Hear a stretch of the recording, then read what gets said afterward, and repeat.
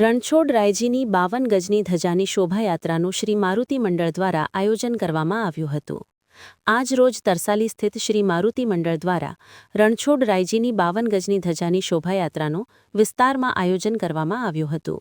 શોભાયાત્રામાં શ્રી મારુતિ મંડળના પ્રમુખ ભાગ્યાભાઈ પટેલ તેમજ ગુજરાત ક્ષત્રિય ઠાકુર સેના વડોદરા શહેર પ્રમુખ વિશાલસિંહ લાલસિંહ ઠાકોર સહિત મહાનુભાવો શ્રી મારુતિ મંડળના સભ્યો ઉપસ્થિત રહ્યા હતા।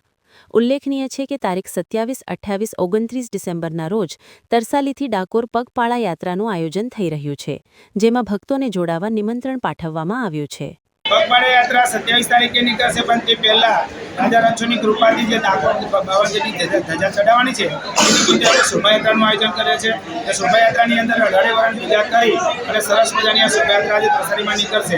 એવું કહેવાય છે સાધુ સંતોનું કે ભગવાન જ્યારે પોતાના ધર્મમાંથી નીકળી અને નગર યાત્રા કરતા હોય તો ભક્તોનું કષ્ટ નિવારણ કરતા હોય છે। તો આજે ભગવાન એમના મંદિર મંદિરમાંથી નીકળી અને અમારા વિસ્તારમાં ફરશે અને ભક્તોની તકલીફો દૂર કરશે અને કહે છે કે જય રણછોડ માખણ ચોર તારો ગલીએ ગલીએ શોર, એવી રીતે આજે ભક્તો જય રણછોડના નાદ સાથે ગુંજી ઉઠશે। અને સાથે સાથે જો અમારા ગાયત્રી પરિવાર પણ જોડાયો છે અને કહે છે કે જય રણછોડની શક્તિ મહાશક્તિ પણ આજે ભેગી થઈ છે। તો એ જ રીતે આજે અમે શોભાયાત્રાનું આયોજન કરેલ છે। જય માતાજી, જય